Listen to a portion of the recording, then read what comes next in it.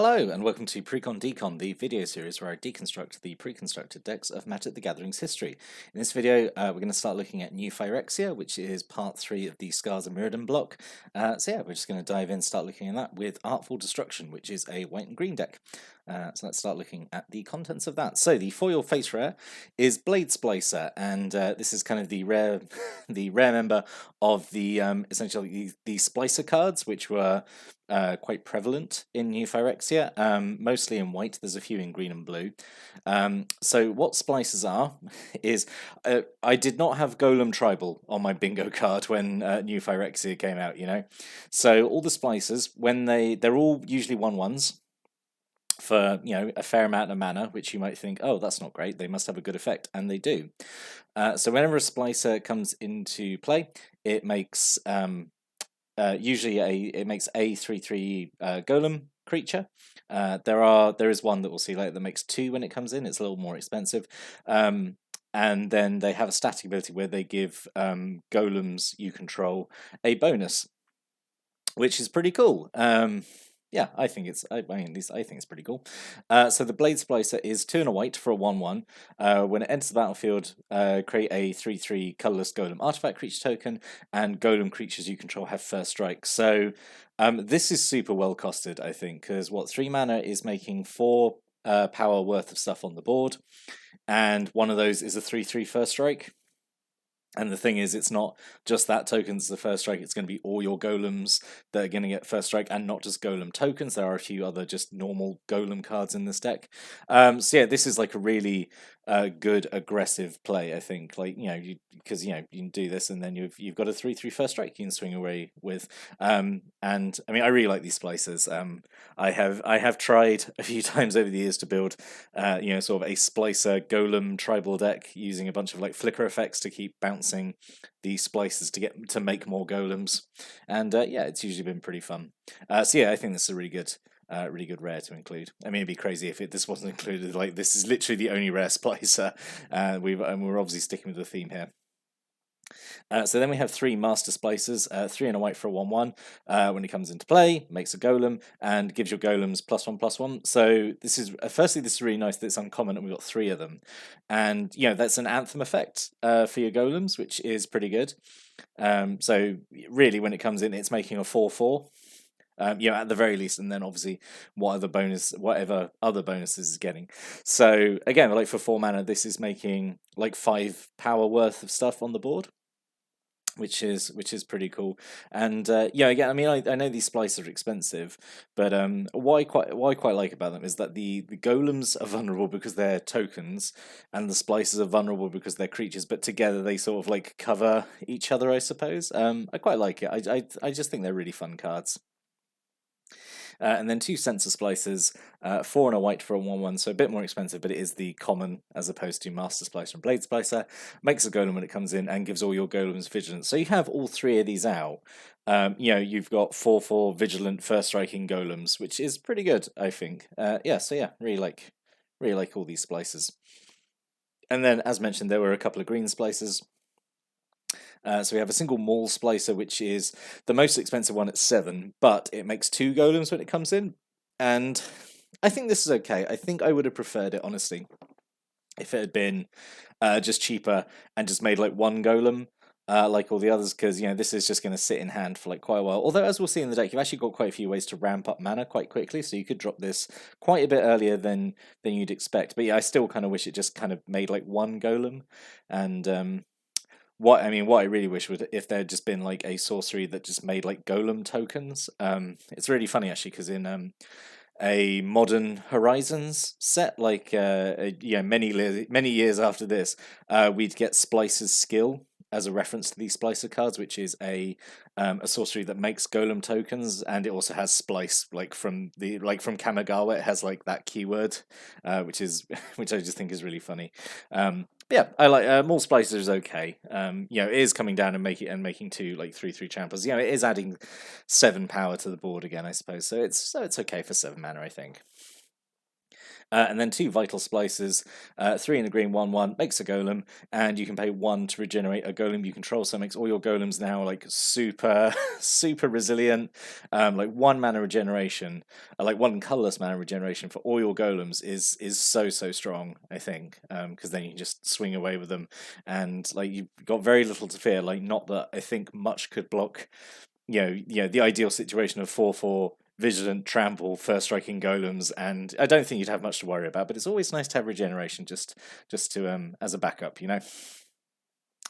And then we have a few other just normal golems. So these obviously will get the benefits from the splicers, but they have their own kind of thing going on. Golem Artisan, I think, is obviously the one that's doing the most because it actually has abilities. So it's just 5 mana for a 3/3.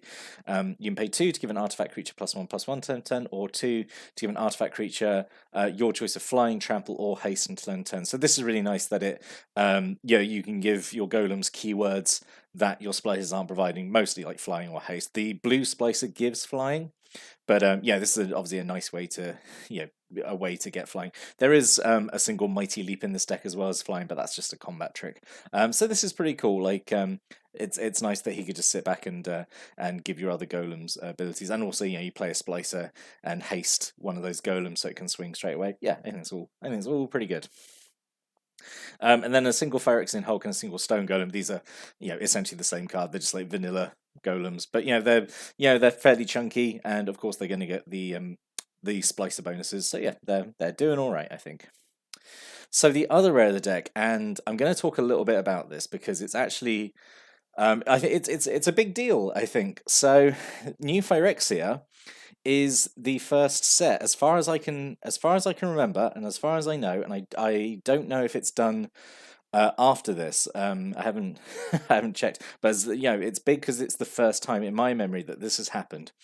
So it's the first time we have precons for a new set, in this case, New Phyrexia, and in the pre-constructed deck, the rares are not from the same set because Precursor Golem is from Scars of Mirrodin. So we only have 1 rare here that's from New Phyrexia, and I've got some thoughts about this. So Precursor Golem, let's quickly talk about that. So 5 mana, it's a 3/3. When it comes in, you make 2 3/3 golems, and whenever a player casts an instant or sorcery that targets only a single golem, basically you copy that spell for every other golem it could target, and each copy targets a different golem. So if you cast a buff spell on one golem, all your golems get that buff spell basically, but it also goes against an opponent casts, like a destruction spell or a bounce or something on one of your golems. Again, it affects all your golems, so it is a bit of a risk reward. But so I think this is a really big deal because, as I say, this card obviously has a lot of synergy with the deck. It makes a bunch of golems, but it was in Scars of Mirrodin, and I feel like if you open this deck and be like, oh man, yeah, it's full of golem stuff. Oh yeah, there was that rare golem in Scars of Mirrodin. Oh well, shame he wasn't in New Phyrexia and not in the deck. So I think including a rare from a previous set, I think it's a good thing overall because it makes, I think, a better out of the box experience. Because we've seen before where like rares are kind of released in what feels like not the wrong set essentially, but I don't know, either too late or too early to capitalize, like on a precon that was then released later. The one that springs to mind really is River Kelpie from like Shadowmoor, which was a card that cared about spells being cast from graveyards. But if that had been in Eventide, which is full of retrace cards, then it would have done a lot better. And sort of like the same with Precursor Golem here. Like, I'm glad it wasn't in New Phyrexia. I'm glad it was in Scars of Mirrodin. And I'm glad it's in this deck rather than, I don't know, them trying to like shoehorn just another random New Phyrexia rare into the deck that maybe wouldn't work with the deck.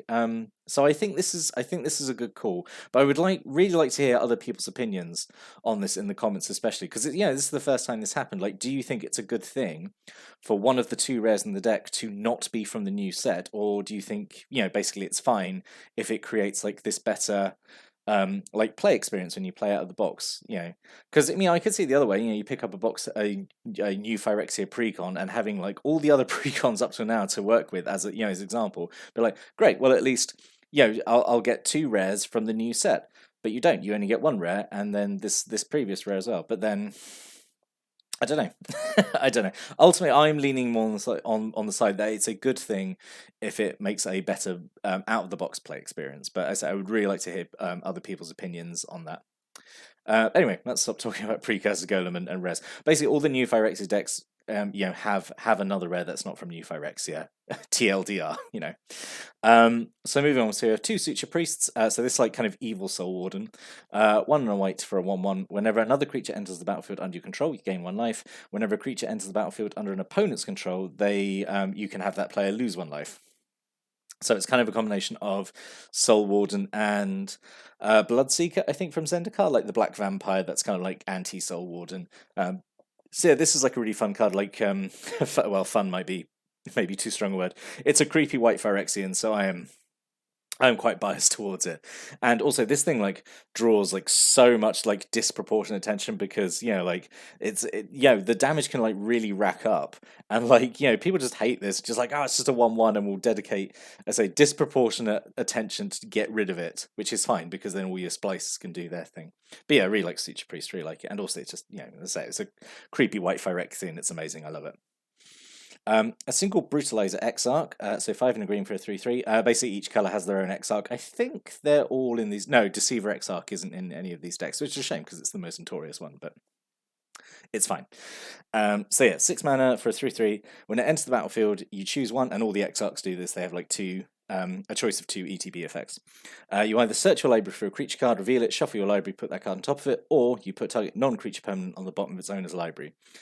So I think this is pretty good. I know it's expensive at 6, but this lets you search up any creature, which can be like the Precursor Golem. It can be like one of the splicers, like Blade Splicer or Master Splicer, like one of the ones that you need really. So that's fine. Or you bury a non-creature opponent on the bottom of an opponent's library, which is really good. Usually, most of the time, that's better than just putting it in the graveyard because sort of every colour has ways of getting stuff out of the graveyard, whereas if you put it on the bottom of the deck, it's basically out of the game, I would say. So yeah, I like Brutalizer Exarch. It's pretty good, I think. And then mana Mers, we've seen these loads of times, but 3 Copper Mer, 3 Gold Mer, 2 Palladium Mer. So that's what I was saying about ramp. Like you can actually, I think you can fairly reliably have like quite big turns quite early on, just because you got access to a lot of these mana Mer. So yeah, I think they're a good inclusion. And on the subject of good inclusions, Garrix Pack Leader from M11. So this is an excellent inclusion in my opinion. So 4 and a green for a 4/4. Whenever another creature with power 3 or greater enters the battlefield under your control, you may draw a card. Guess what? All your golems have power 3 or more. So every time you play a Splicer, you're getting a card draw from Garrix Pack Leader. So this is an excellent inclusion in the deck, and I think you would be kind of like drawing cards like fairly regularly. I think just at the speed you're kind of pooping out golems and getting a card draw for each of them. Yeah, really good, I think. And also, it's just a 4/4 for 5. I mean, admittedly, it doesn't have any other abilities, but like the ability it does have is really good. And just in case you need more ways of making golems, we have a conversion chamber. So 3 mana artifact, 2 tap, exile a artifact card from a graveyard, put a charge counter on conversion chamber, 2 tap, remove a charge counter from conversion chamber, make a golem. So yeah, this is really good. You've got your like mana Mer, who you can obviously use to chump block after they've kind of served their purpose. Exile them, make them into charge counters, make the charge counters into a golem. Yeah, it's a little dirtly. It takes like a couple of turns to do, but I think it's perfectly fine. Also, it doesn't have to be your artifact cards. It can be opponents' artifacts. So yeah, I think this is a good inclusion. It's a good backup plan just in case you're not like your splicers kind of run out of gas, I suppose. 2 Forced Worship. This is kind of like the pacifism variant of the deck of the set, really. So Forced Worship, 1 and a white. Aura goes on a creature. Enchanted creature can attack. 2 and a white. Return Forced Worship to owner's hand. So it's nice. It has the option that you can return it hand and kind of like then put it on the next biggest creature, I suppose. It's obviously only half a pacifism. It doesn't stop creatures blocking, but I suppose it's fine to stop creatures attacking, where you kind of like assemble a bunch of splicers and a bunch of golems, and then before you eventually overwhelm them. So yeah, I think this is okay. I think it's okay. I think I would just prefer normal pacifism, honestly, but this is okay. A single Viridian Harvest. This is a bit of a weird card, I think, to include. 1 green mana aura goes on an artifact. When the enchanted artifact is destroyed, you gain 6 life. So I guess put this on a golem, and then when it dies, you get 6 life, I guess. Or put it on an opponent's artifact creature that is going to die anyway. I guess it just seems really weird to me, honestly. It's just a very odd inclusion, because it's just pay 1 green for 6 life, but you kind of have to jump through some hoops for it. So I just don't think it's worth it, honestly. A single Glitter Scorn, so 1 and a green, destroy target artifact, its controller loses 1 life. So this was kind of a thing in New Phyrexia that like basically every color had life loss on spells. Even like white and blue, which and green, which you normally wouldn't associate with it, and it was the kind of to represent that Phyrexia was bleeding into all 5 colors, and these spells were obviously feeling more mean and Phyrexian-y, I suppose, because obviously green never gets just like straight up, a player loses life or anything. So yeah, this is pretty, I mean, like at the end of the day, it's just green shatter with a bit of an upside. I think it's fine. Obviously, like we're still in a block where there's a ton of artifacts running around, so this is usually always going to have a target. So usually always. That's a anyway. And then 2 war reports. This I think you could cut from the deck honestly because it's not that impressive. 3 and a white instant. You gain life equal to the number of creatures on the battlefield plus the number of artifacts on the battlefield. So at 4 mana, I think you want to be getting, at least 8, 9 life off this to make it feel worthwhile, I guess. Because all it is life gain, and it's fine, I suppose. But this is probably not the best thing you're doing with 4 mana. Obviously, if it helps keep you in the game, then that's fine. But like that's all it does; it just gains life. But yeah, this is okay. Oh, actually, I've just noticed this. Correct me if I'm wrong, but this should double up on golems, right? Because it counts creatures and then it counts artifacts, and obviously the golems are artifact creatures. So, maybe that's okay then, I suppose. And it counts everything. It's not just on your side or your opponent's side. It is everything. So, all right, maybe not terrible, but it's still, just have more splices. And then we have a single giant growth and a single mighty leap. I would have liked more of these, just because you have the precursor golem that really benefits from buff spells that then target all your golems. Because as is, there's nothing really in here to benefit the precursor golem. Like, yeah, you play it and you make your golems, and then you have this effect like going, oh, okay, you target 1 golem with a spell, they all get targeted, but I say you don't have anything to capitalize on it. So you have 1 giant growth and you have 1 mighty leap, which is fine. I guess, but like could have definitely used a few more, I think. But yeah, I mean these are obviously both fine. If you do have precursor golem out, you do mighty leap. That should be game. Honestly, if you're giving all your golems +2/+2 and flying until end of turn, that should be game. But yeah, just I think more of these would be fine, or just more buff spells in general. Honestly.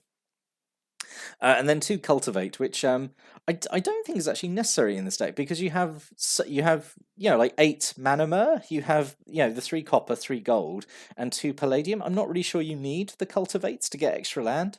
I mean, I'm not saying cultivate is a bad card. I just don't think it's I just don't think it's required in here because like your mana curve is not crazy high. Yeah, you got the Maul Splicer, but there's just like one of them. Everything else is sort of around the sort of like 3 to 5 mark, which is kind of normal. Yeah, this I don't know. This just feels a little unnecessary in this deck, honestly. So I don't know. This could have been more buff spells, but it's fine. And then 12 plains and 12 forests, which is like these nice like Phyrexianized lands, which are really cool. Anyway. So what could have been? So yeah, like I said, like I really wish there'd been a few more buff spells, honestly, in this deck. I think the core with all the splices is absolutely fine, and like all the kind of golem support, I think that's really excellent. It's just like the non-creature spells I think are a little iffy, maybe, I suppose.